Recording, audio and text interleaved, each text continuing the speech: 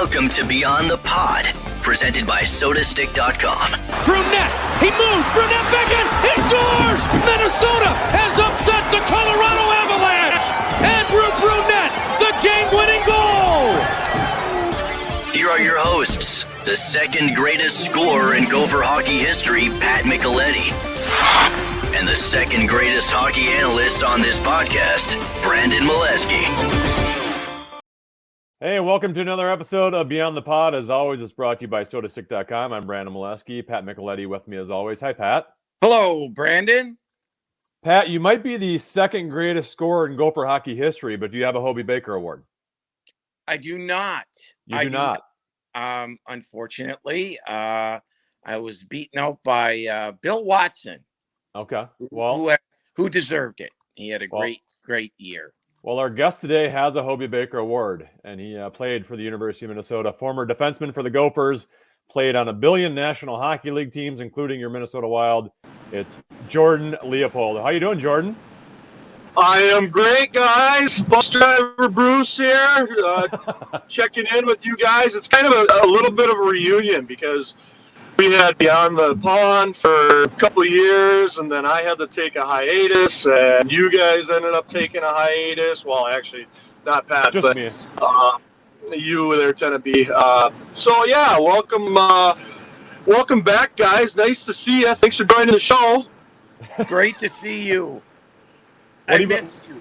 What have you been up to lately, and how are you still connected to hockey? Me, I sit there and I watch a Bantam AA hockey player, and then also I help out with a 10U hockey player up in Andover, and it is go, go, go. Bantam AAs, and I didn't know this or realize it until I got into it, but Bantam AA is almost like a junior hockey team. These kids play 60 games a year. They practice 6-7 times a week. They're on the ice at least 6-7 times a week. You know, and they're going to school, they're doing all that stuff, but they're just in their hometown. And then the next step up is obviously high school. So you get to high school, you're playing the max of 30, 31 games, depending on how far you go. So, you know, it's interesting to my son. Like, this is a lot like junior hockey, other than you living at home with your parents. How much different was it for you when you were that age growing up compared to what it is now? And is it better, or is it, how would you compare? I think the biggest difference is structure. And I think anybody from our era can understand that. The structure with the kids, they don't have the drive to do as much unstructured. You know, I'll call a buddy up and meet at the outdoor rink, or come over and shoot pucks in my barn, or whatever. They want me to hold their hand to do it. So that part is a lot different. They have off-ice training. They have get to the rink 60 minutes before the game, which I'm not a huge fan of, quite honestly, because what happens is you drop your kid off at the rink 60 minutes before. The parents, what do? They go out and drink. They go have a few cocktails, come back to the rink, and then start yelling at the refs. And then you wonder why we have no refs anymore. I mean, I'm in District 10 for hockey, and I believe this year we can't play Saturday hockey games because we don't have enough referees for Saturday hockey games. It's crazy. It's absolutely nuts. Yeah. What is the dynamic like for your children playing with having a father that was very successful? Like, if you got the name on the back of the jersey, like, other people are going to recognize it. They might go after your children. What is that dynamic like for your kids to have a successful dad as a hockey player? I think they're always linked to me one way or another. The nice part is my kids don't have their names on the back of their jerseys at the levels they're at, which they really appreciate. Because once you have the name on the back of your jersey, it kind of does give a target. But It's something that they have to work through, especially my boy. I just encourage them to just go out and have fun. If you end up becoming a good player, that's up to you. You have the genes. If you want to make something of it, that's really on you. You're going to get probably more opportunity just because you have a name behind you. At times when maybe other kids wouldn't, but you got to play that card, that advantage if you got it, and make the most out of it. Pat, did you realize that Jordan Leopold has been a college hockey coach before? I know. Until yesterday, I had no idea until he revealed to me that during the pandemic, he was helping out at Northern Michigan. Really? Tell that story, Jordan, about you being all of a sudden you were secretly a college hockey coach. Yep, I was secretly a college hockey coach behind the mask, not beyond the palm, but behind the mask, not a goalie. But no, anyways, one of my better friends is Grant Patolny. Yep. Played years with him at the university, and obviously he's the head coach over at Northern Michigan. He calls me during COVID and says, "Hey, I know your hospitality business or event center is probably closed down. What are you doing? Do you want to do something?" Well, what do you got? I'm all ears. Why don't you come up once a month for like 4 or 5 days and hang out and just come on? You can be on the bench. You can do whatever you want. It's COVID. We'll figure it out one way or another. So I I volunteered myself to be I don't even know what my role was or my name, but it was probably assistant to the head coach or assistant equipment manager or whatever it was.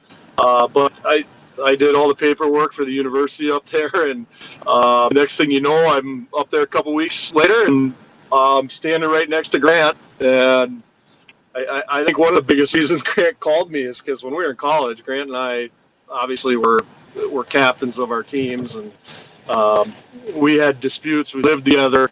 We were kind of like brothers, and kind of tell each other how it was and getting spats, whatever. And I think Grant can appreciate that, because he told me, "You come in here, you just got to be honest with me. You can't treat me like I'm a head coach and just prance around me. You got to tell me how it is." I'm like, "Okay, no problem." So I go up there and just every once in a while I'll be on the bench and Grant's yelling at the refs, and I'll tell him, "Grant, shut up." They'll look at me like, no. Like, Grant, shut up. Talk to him at the end of the period. Like make friends with these guys. So questions. it was a good experience for me. Did you enjoy it? And secondly, loved it. Did you ever have you ever considered going that route at all? I know you have the business and all that, but is that something that you would entertain if ever offered? I absolutely would entertain. When I got out of hockey and I retired in 2015, there were a couple positions that were offered to me at the pro level. But the first question I had was, how many days of travel do I have away from the family? Because that's part of the reason I retired. Right. So it just didn't work out there.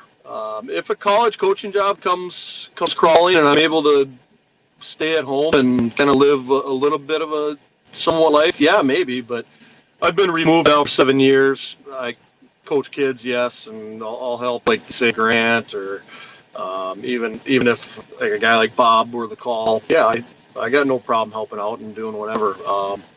But we'll see. The future will tell that one. Maybe I coach at a distance. I don't know. The NCAA rules may be changing here soon, and I'm kind of curious to see what that's going to bring. All right, let me ask you this now.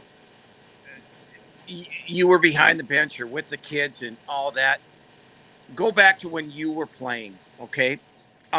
Is the mindset of the player or the attitude or the character, how much has that changed from when you were there? Yeah, it's changed quite a bit, and the reason I say that is it's more, everything is taught from youth level down now with the ADM model, which is skill development, small games, all this, all the way up, and it ends up coming into the elite levels too. And what that means is you're teaching more skill than team systems, team play, all that kind of stuff. So it's more individualistic. You see kids come into university or even high school with tons of talent, tons of skill. I mean, off the charts, more than we ever have had. I mean, these kids are very talented. But as far as reading and reacting to a type team game, sometimes it's difficult for these kids to adapt to that. And adaptability is what will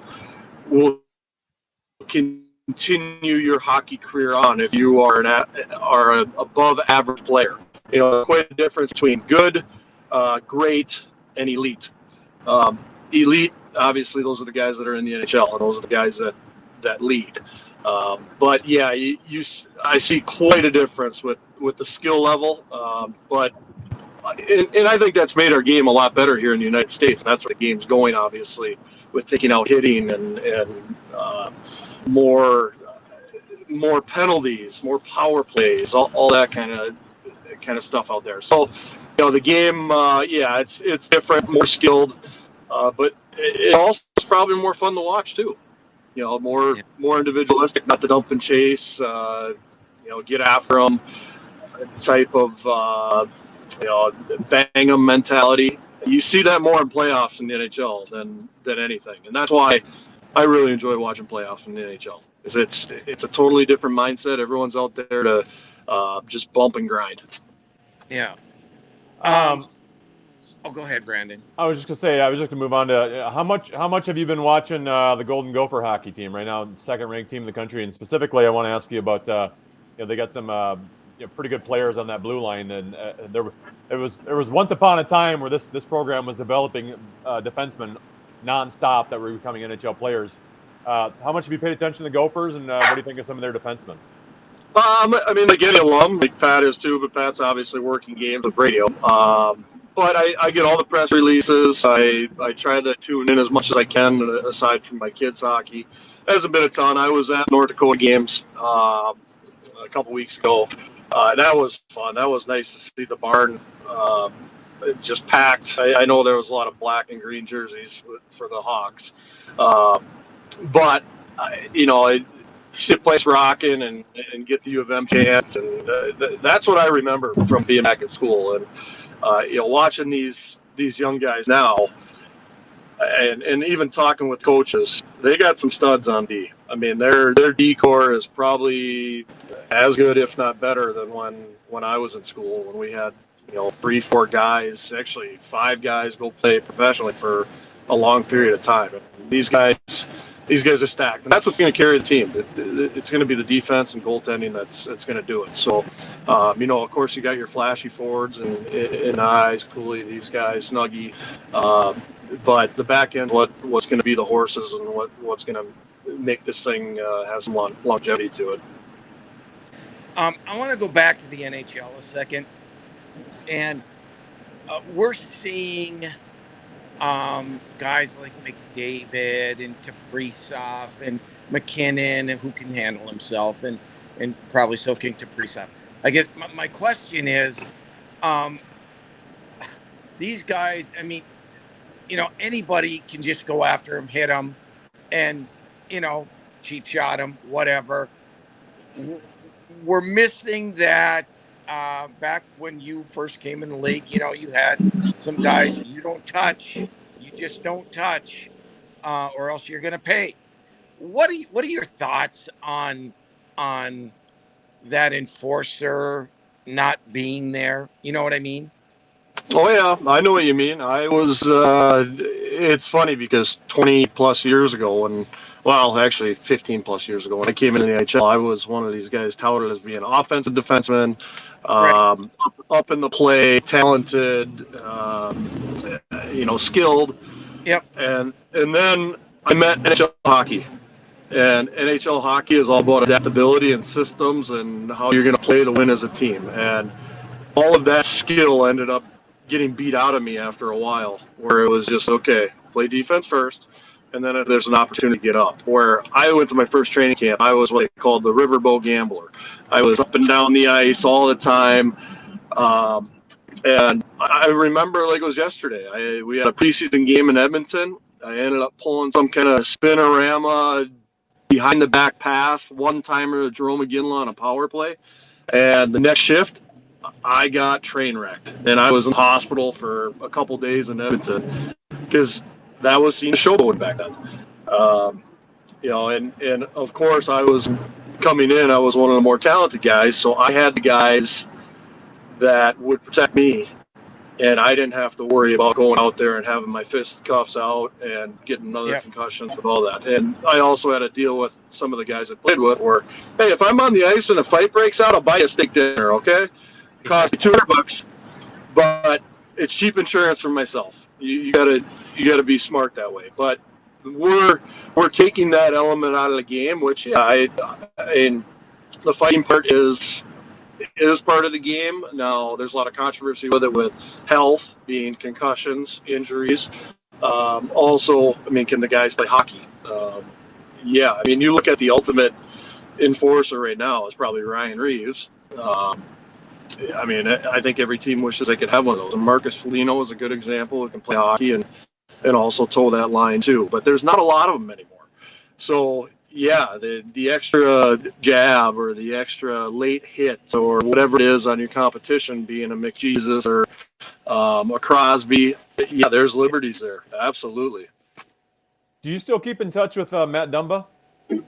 I haven't talked to Dums in probably a good year or so. You know, he's busy doing his thing. I understand. I'm busy doing my thing. I really don't keep in touch with a lot of guys that I played with. One of the only guys I really am more on a regular basis is maybe Alex Petrangelo out in Las Vegas. But I mean, that's maybe once a month I just check in. Otherwise, most of the guys I know are retired now, and we'll send jabs to each other via text here and there. I still, you know, your year with the Wild, I believe, was 2014, 2015. I believe there's only 3 members on that team that are still in the Wild. They're all on the blue line with Jared Spurgeon, Jonas Brodin, and Matt Dumba. Are you? What have been your thoughts on the 3 of their careers as they've been moving along, staying with the Wild uniform for so long? Well, Brodin, when I played him, he was nicknamed the Wizard because he has a wand with his stick. He's very, very good with his stick, and obviously Spurge is like a really small person, almost uncharacteristically under that 5-foot threshold. And then you got Dums, who Dums is dumb. He's the ultimate riverboat gambler, and you know, when he's on, he's on. When he's not, he's not. But you look at it, those guys. When I played with them, they were young, other than Spurge, but they've given themselves a good career, and obviously they want to win. So they're trying to do their best, and you know, you just got to roll with the punches. And right now, I know things aren't going the way they like, but you always hope for that turnaround and get guys playing in their best form later in the season when it really matters. What is your analysis of them thus far from what you've seen? Well, I don't think I've watched enough to give them a fair analysis. Yeah. You know, other than reading Russo's rants, which I don't think is a fair analysis of anything. But I do know team-wise, the team has been struggling, and when the team is struggling, it's going to take leadership and older guys to help younger guys get out of ruts if they're in. But the older guys got to take care of themselves first too, and it's all about winning. That's all that matters in the NHL. So GMs, coaches, whatever it is, they're going to push buttons. They're going to do weird things. It's probably a really uncomfortable environment right now. I would just say that because I know I would do that if I was a coach. Just change things up. You looked at it the other day. Yesterday they started changing lines up uncharacteristically. Just try to create a spark and try to get something going and create some kind of mojo and some kind of consistency, and they just start finding it. You know, and that's, I've been there plenty of times. It's a tough place to be in, but you know, before long, time will heal all wounds, and things will be on the good again. All right, Jordan, my final question for you. What's the most important attribute to being a successful defenseman? A successful defenseman, I will say, in the NHL, whatever, is adaptability. It is paramount to, you know, if you want a career or whatever it may be. And I had to adapt a lot growing up. And what I mean by that is I played high school hockey. I played junior hockey. I played a lot of USA hockey tournaments. So you'd have different partners. You'd have different teammates. You'd have different coaches. And you'd have to try to figure out where your role is in this in the setting that you're in. And because of all the experience I had, I was able to kind of roll the punches and be able to fit in and figure out how to make the best of my opportunity. And that happened in the NHL as well. I got traded a lot because of some of the teams weren't doing so well, and guys needed a veteran presence in playoffs, and that's why I got opportunities, and that's why I ended up moving around. So it gave me a long 13-year career in the NHL, and also a successful amateur career, and I'm thankful for everybody giving me those opportunities. All right, Jordan, as always, great to talk to you. It's been a while. Good to see you Great again. to see ya. Thank you for your time. Yep, I'm just about 20 pounds heavier than I was before, but I'm still here, boys. You and me both. All right, care, talk Jordan. to you later, Jordan.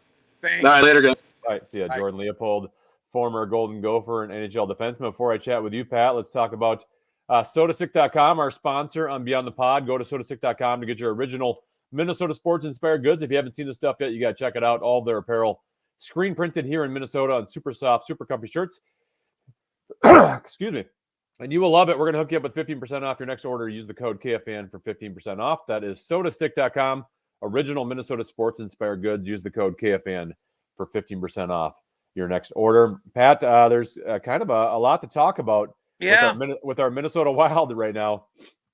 I was just looking this morning. This is a Wild team that was, top 5 in the league in goals last year. Right now, in terms of goals for per game, they are 28th in the National Hockey League. And this is with having a average power play. The power play has not been holding them back this year. 5-on-5, they are completely different than where they were last year. Right. And the Fiala factor is in play here. He's not the only reason, but he certainly is a reason. Yep. Part of their offense is gone. Listen, the way I look at this team, Brandon, and I'm not disappointed because I see what they have. And when you have a bunch of really, really young players, guys that just have come up from the American League or are just, just getting their feet wet in the NHL, you can't expect them to be big point producers. And however, but the problem is you need them to be. And so I'm not gonna say, oh, geez, this guy's not any good. He's not scoring. Well, these young guys that are up are good players, but they're not wet yet. They haven't got their feet wet yet, and so it's gonna take some time. And please be quiet, dog. And so they're just gonna have to find a different way to win games compared to last year. Between Leo's car ride and your dog, we've had a lot of external noise today. I'm waiting for my dog to start chiming in here at some point. Yeah, I'm going to go upstairs and shut the door. One of those younger players you're talking about is Marco Rossi. I want to get your opinion on what you've seen through him through 15 games, because he has just 1 point, 1 assist, no goals. And Pat, I think none of us expected him to just jump right in and give you Kevin Fiala points right out of the gate. But I will say, and it's early, he's young, as Leo was just talking about adaptability, he's still trying to learn the speed and the game and the pace and the physicality of the National Hockey League, and that's going to take time. That being said, it's hard not to watch what he's done the last 15 games and be a little disappointed, because he really hasn't had any wow moments where I'm like, whoa, that was a big time NHL play there. Even if it's not even a point, right? Even just whether it's a pass or a stick handle, I feel like he's been very conservative with his play, but he still had turning the puck over. He's going to struggle with battles along the wall. What do you do with him if you're the Wild moving forward? It's not like you have better options in Iowa, but for the sake of his confidence, we're approaching a time here where you might have to send him back to, have him putting the puck back in the net again and feel good about himself. That they did that to Eric Sinek a couple of times. Sent him down for a weekend. He dominated. They brought him back up. He got a little bit more confident. And we're talking, this is his first real year up in the National Hockey League. So what I would do with him is use right now. I think he's playing. I don't want to say scared, but fearful of making a mistake. And when you play like that, then you're not playing like you can play. So how do you get him out of that? Obviously 5-on-5, there's not been a lot there. What are his strengths? He's a good passer. You know what? I would stick him on one of the power plays, obviously not the first power play, and get him some time there. But Get him in there he's been on the second power play unit. Oh, well, I guess I I mean, missed it. Yeah, I mean, well, it's the first power a play little unit. bit. Yeah, yeah. No, he's been on the second power play unit basically the entire year. The first unit is just out there so long. Yeah, that's okay. Yeah, they usually get like the final 30 seconds and they have to start in their own zone. But right, and so yeah, so maybe a little bit more time. But that's a tough one because they don't have a lot of options, and you're either just going to have to live with it, try to continue to give him confidence, get him to a point where you just kind of let him go a little bit, and maybe he'll get out of that funk that way. But you know, they need a guy like that to produce a little bit more. If they're going to win games. Yeah, it is funny that how little preseason hockey really actually means, because Marco Rossi, I believe, led the NHL in points in the preseason. Tyson Jost had was invisible, was tallying points in the preseason, and he's been in a healthy scratch here for quite some time. I want to get your opinion on Jost, because Jost, we've talked about this type of player in the past. Jost to me is your classic tweener, that he is not good enough to be in your top six, but that is the kind of role he has to be in. And for his style of hockey, he's not an effective fourth liner. He can't play a physical brand. He's not going to kill penalties for you. When I watch him out there, Pat, he is so soft along the boards. He can't win battles. He gets knocked off the puck easily, and the NHL game is predicated on that. They took a gamble with the deal. They knew they weren't going to re-sign Sturm for the money that he wanted. Yep. So they say, well, we're getting a first rounder. In Colorado, he didn't get that opportunity to be an offensive guy because of the players that they have. Certainly wasn't better than any of them. Let's give him a try. It hasn't worked out the way I think they had hoped. They thought maybe he'd be able to give a little bit more offensively. I haven't seen it yet. And whether he finds his game or starts contributing, you're right. Your third and fourth liners are going to be more on the banger side, more on the system side, more of that sort of thing, and chip in once in a while. So that's a problem. That's a problem, Brandon. Another guy who has not been scoring recently, he got off to a great start, Matt Boldy. I thought he was terrific early in the season. Just one assist over his past 6 games, and another guy that is, at least for tonight, we're taping this on a Thursday, so tonight's game against Pittsburgh, it looks like he got demoted off that first power play unit. He's been a turnover machine on that power play. He has, maybe trying to do too much, and there again, the power play is one thing where he shouldn't be turning it over as much as he has, because he's got good players with him. And so you can say maybe trying to do too much with the line he is on 5-on-5. That being said, he's probably pressing a little bit, and again, he's 21 years old in his second year. Should he be above that, or I don't know. Maybe a funk that he's in, but he's too good a player not to get out of it. For me, Brandon, I saw something that you tweeted about the other day about our defense and the lack of offense from the defense. I was just going to bring that up. Yeah. If there's one area of concern that really, bothers me is that lack of production. They're not getting anything from their D, from any of them. And I hate to get into, between Dumba and Spurgeon, they're making $14 million. And I hate going down that road, but at some point in time, we got to look and say, well, if you're paying somebody $8 million and $6 million, they have to be not only playing great D, but also producing offensively. And that's a key part of every team. You've got to get your defensemen involved.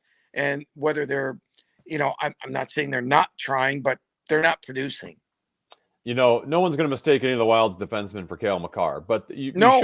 you should have enough talent back there, especially with the addition of Addison, that you should be able to provide some offense. Yep. And I think a lot of this stems back to the beginning of the year, Pat, where you give up 7 goals first game, 7 goals second game, 6 goals third game. Yep.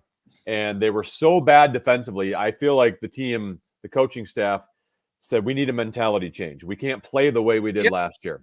And the defense has improved. The goaltending has improved, and we'll talk about that in a second because I think that's been a pleasant surprise. But what suffered now is I think your defensemen have been focusing defense first, and they should, but they've had so much focus on your defense that they're not jumping up in the play like they were last year. We're not getting the fourth person activated. They're not as aggressive in the offensive zone, being part. They used to do the defenseman cycling along with the forwards in the zone all the time last year. They're doing none of that, and a lot of that is maybe without Fiala. You got to, with some of the forwards you have hurt right now, that you have to play a more defensive style. But they are suffering offensively because of it, because they have decided we are going to play very conservative back there. Yeah, and that leads to only 1 or 2 goals a game, and it's gonna, occasionally it's gonna win you some games, but overall it's not gonna win you games. So where are we? Where are we, Brandon? We are. It's, I don't want to make this all negative because you know what? They're in the middle of the pack, and that's where they should be with the way that they're playing.